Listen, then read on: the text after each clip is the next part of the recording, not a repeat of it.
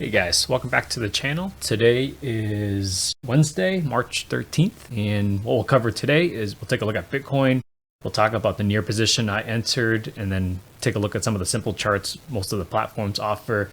I will update you on the Robinhood account, and then the last thing we'll do is take on, and I'll show you a live trade for Tesla right now. So let's dive in.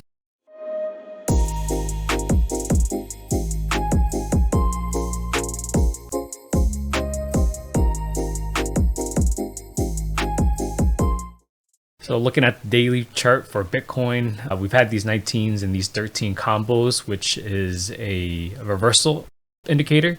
And so I think right now, it's not always important to kind of look at the indicators and say, hey, this is the DeMark 9 and 13, and that means a reversal right away. What I've been trying to do is kind of adjust into how the markets are doing. Yeah, sometimes in a bear market or when things aren't trending, the signals are much better. Here in a what we call the trending market or a kind of a bull market, some of these signals aren't as reliable. And so right now, for my take right here on at least looking at the daily chart for DeMark, we saw that, even though we hit these 9 and these 13s for Bitcoin, we're still blowing past them. And then Bitcoin has also made a new high earlier today at $73,000. So just a learning lesson for DeMark indicators and just indicators in general. They do change, markets do change, so you got to adjust how the signals are used during each market. And so with this raging bull market here, these 9s and these 13s are going to have less of a significance if we were in a sideways market or a bear market right now. So Bitcoin looks to be trading good right now. It's currently trading at $72,000. So looking at the hourly chart, we have some 9s here that hit, and we started this downtrend. So I think it's just going to probably consolidate right now. We have some upper targets right here on the hourly for $76,000 and some lower targets here around $71,000. So I think still looks healthy. Our main support is going to be right here at this about the $72,000. So let's hope Bitcoin holds over that the next couple of weeks and days. And then diving into the weekly, nothing crazy here. RSI is just, starting and getting into the overbought territory. We have these upper targets right now for $75,000. And yeah, just, a parabolic move for Bitcoin.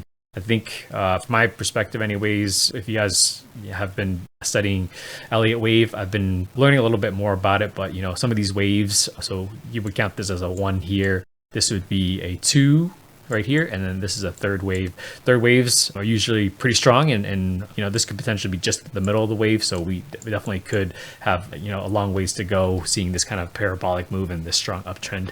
And we'll dive into the inflows next just to see why this move can continue and could continue and be kind of parabolic and kind of blow people's minds away. So let's dive into the Bitcoin ETF inflows. All right, so looking at the Bitcoin ETF inflows yesterday for the 12th, we had, I think this is a record breaking of $1 billion coming into the Bitcoin ETFs.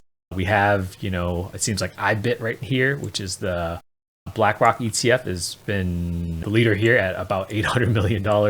I think what really, tipped it over to the $1 billion mark was right here. GBTC outflows have been stopping, and there was only about $80 million of outflows from GBTC versus, the 400, 300, averaging about $300 million of outflow. So this is why I think that parabolic move is going to continue.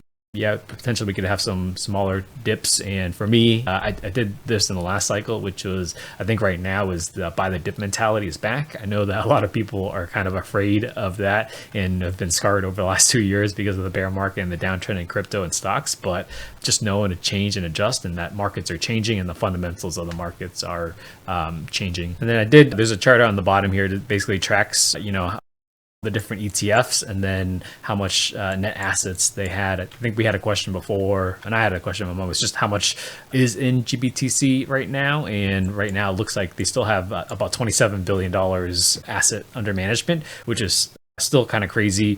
We can definitely see here that IBIT at almost $10 billion now of inflows, and then Fidelity's BTC is right underneath them at probably second place right now. So really strong inflows, and these guys are going to kind of continue buying, and they could be front running the halving event as well too. As you know, halving event is bullish. There could be a potential dip, and there historically has been dips pre-halving, but I think with the dynamic changes and the different players now of these Bitcoin ETFs, we might not see, that crazy of a Bitcoin dip, pre-halving, and then, it's going to continue post-halving and continue to be ripping faces off here. So diving into the near position that I took. So I entered a position, a short-term trade for near, I think about 2 days ago.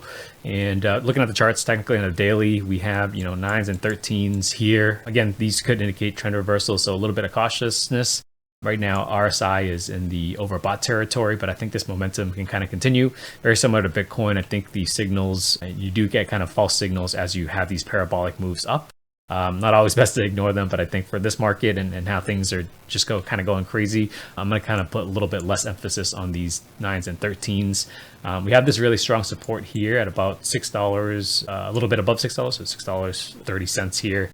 I did enter the trade at about $7 here. I've just been noticing that the price action for near has been really, really strong. Each day it's been going up like, 10, 15, 20%.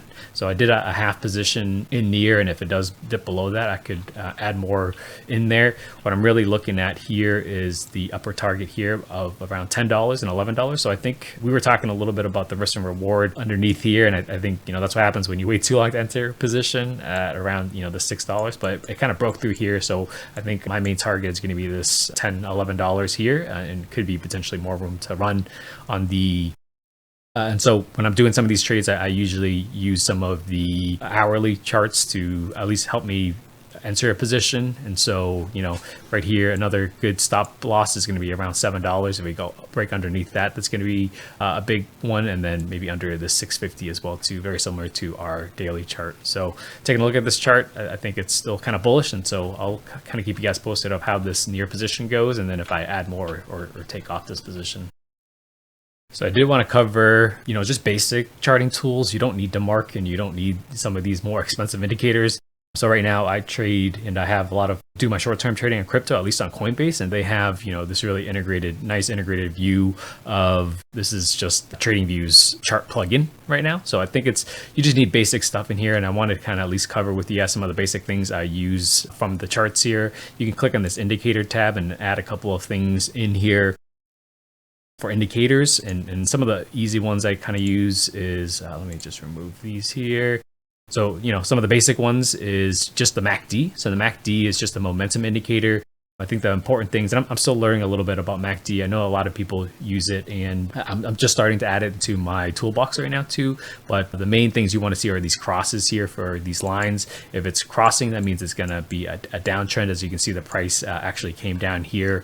And as it crosses back over again, that indicates bullish momentum. And I think we can see that it hit this line right here. So right now, from a MACD perspective, near looks really, really good. And I think this move could continue. The other things I put on the chart and are just going to be simple things like Bollinger Bands.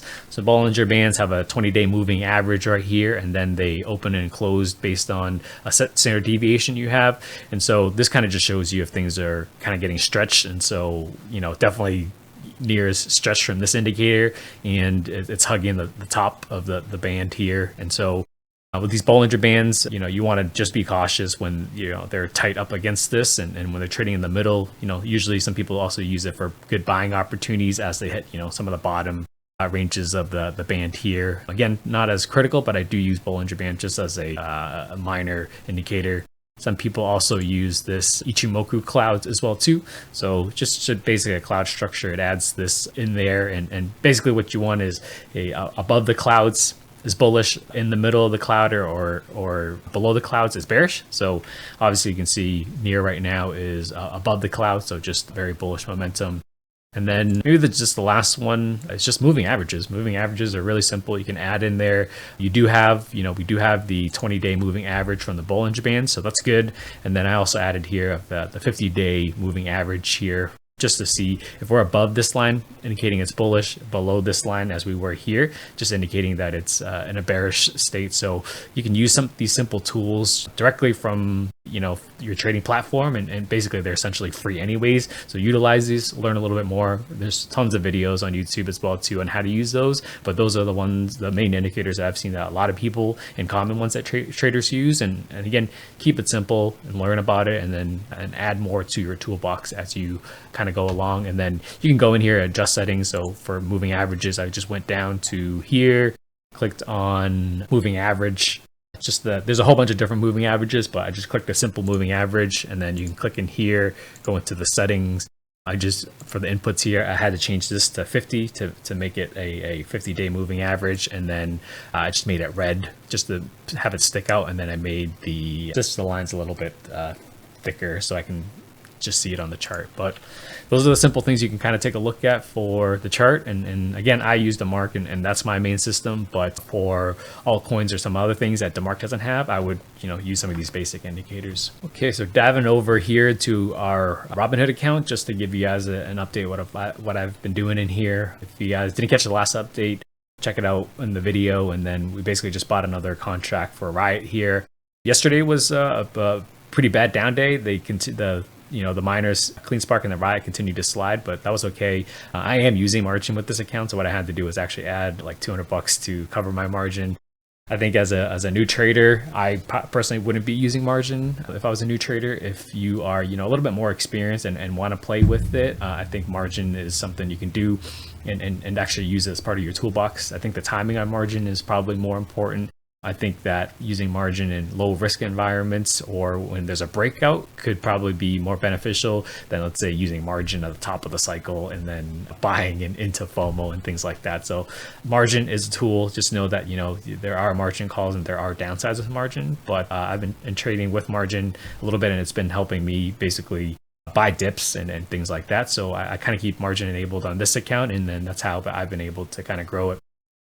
And then looking at our positions right now, especially with options, I think this option was down like 50-something% yesterday, and we were down like $180. It's kind of rallied a little bit since then, but then that's the thing with options. We're trading options on a very volatile asset, so it's volatility compounded on volatility. Used to that, and I'm okay with that. Some of you might not be, so just kind of understand what you are comfortable with your risk level and how much volatility you can take. I've been trading, a decent amount, and I've seen, major swings in my accounts, and they have affected me less and less as you've kind of experienced this, and I kind of embrace the volatility sometimes. I think the biggest trades that I've had are from reversals coming out of those, and that I was down pretty bad, and then things reversed and things took a different direction. So sometimes it's just kind of best to know your stop losses, but get out of your own way and do nothing as well too. So just check it up on the RIOT position. We're down 22% on the option, down $120, and yeah, still holding on to these positions right now. I think things are going to be making up trend. We'll take a look at the charts on DeMark in a little bit just to take a look at this, but we also were up on our CleanSpark position, but we kind of lost it all and now kind of break even with this position for the commons or just the shares. I'm going to continue holding them post halvening. I think that there's just a lot of there's a lot of rumors that there's a lot of things out right now that, the miners aren't going to make it out of the halvening just because the rewards are going to cut in half from 6 to 3 now Bitcoins. So I think miners have kind of rallied out of that. I'm going to hold strong to my position until, break some of these major support levels. And I think that's the time for the miners will come over the next couple of months, and especially post happening as well too. So just quickly looking at the CleanSpark chart, daily is kind of just trading in this range right here, and I'm okay with the RSI right now is on the lower end of this range, and so we could have more potential downside, but again, I'm going to hold some of these positions firm. I did kind of hold on to it a little bit longer and didn't kind of completely exit out of those positions and those options just because of this 9 buy here. As you can see, if you're actually using these 9s, and maybe I'll actually start using these 9s more, these have been actually very, very beneficial. So you can see that this 9 sold, 9 up, down, and this has actually been a really strong signal. So I might actually continue to use this for some shorter term trades as well too, and maybe layer on some more options with that. And then looking at the RIOT chart, even more constructive. We have 9s, we have 13s that are just hit here on the daily chart, indicating a reversal. So I think, a reversal is imminent, and I'm going to kind of hold these positions strong. Again, this is why, I didn't liquidate and I didn't kind of freak out, just because I was looking at these indicators knowing that we're in for a reversal, and that psychology is really important in trading, and that you feel kind of at the very bottom of the cycle and things are reversed. Most people would be selling here, and that's what I used to do in the past as well too. But technical analysis has helped me with that. Again, these 9s here on the 9 and 13 here on the hourly chart also kind of help me give them confidence, and then just kind of stick strong with the positions as well too. So I'm actually going to do a live trade with you guys today, and that's going to be with Tesla. So I was looking at the charts for Tesla right now. We have these 13s just basically reversed from here. We had another 13 here, and I think this is potentially a good buying opportunity. It's getting into the the very bottom of the range here, and it's kind of unloved right now, and that's really potentially where you can be picking some of these stocks. We also have this 13 here on this daily or this hourly chart as well too, so this is a good indicator. And then on the weekly, we're really bottoming it out, and this could be potentially the bottom of this, and we have some good strong resistance here as well too. So I'm going to kind of show you guys a live trade and kind of the decision now part of it, and how you to buy this option in Robinhood. So right now I'm looking at some of these upper targets on the daily of like, let's say 265 is the target that we're going to try to, so maybe buy an option at 265, 260. We'll take a look at the pricing right now for the options and see which one we want to go with. And then finally, as a downside target, let's say we hit this major D wave rejection down here of 154, below 154 we could get out. Some other options here are, let's see, we have 162 also is a good exit as well too. So I'll probably use this 162. I think I want to kind of put this on a tighter leash. And then let's see, so let's dive into the Robinhood side, and I'll show you guys how to order this option. On this option side, I'm going to type in Tesla. I'm going to trade Tesla options. So we want to buy, we want to do a call, and then expiration. So right now we're in March. I want to give it a couple of months. So I'm just taking a look at some of these just to see what some of the dates are. So yeah, so May, so April, I think it's too early. May is too early. June, I think it may be a good one. July might be too late and might be expensive. So we're going to go with the June date right here. And then these are the different strike prices. So this is actually, you're going to actually want to move these decimal places over, and that's going to be the price of the options right now. So if you want to buy this option, the strike price is 173. That's going to cost you $1,700 right now. We don't have that kind of money, and I think that we were looking at the 260 as a price target for maybe long term. So let's see what these options look like up here. I think the 260 options look like they're priced pretty well at $163 for one contract. I think what I'm going to do is potentially buy this one here, and then it'll kind of again show you your profit losses right here. So we could lose all of our premium what we put in here, which is 163, but then if price rallies past that, we can make $100, $1,000, $2,000, $3,000, and you can see how quickly this compounds if we do hit this. So I'm going to go and purchase this option. What you guys can also do is less risky options would be more in the money. And so if you do have some funds, more funds, then potentially look at this. If you have less funds, obviously these are more risky, out of the money as well too. But I'm going to go with the 260. Hit continue, and then we talked a little bit about this. Right now the bid is the lowest price somebody's willing to buy it. The ask is the highest price or the lowest price somebody's gonna let go of an option for. Not a crazy spread, so it's only like a couple of cents or a dollar or two in our terms. So I'm just gonna accept it as is. I'm gonna buy this option just as is. So submit, and we'll get a confirmation, and then we got confirmed, and we purchased one contract. So that's us buying a Tesla long call for June and a strike price of $260. So I'll keep you guys posted of how that option does, and then we'll keep track of it in our Robinhood account here. So I hope you guys enjoyed the info and the kind of the walkthrough we went through today. Like and subscribe if you want to continue to follow along with some of the trades and kind of continue learning with me as well on this journey. So I hope you guys have a good day, and I'll catch you guys tomorrow.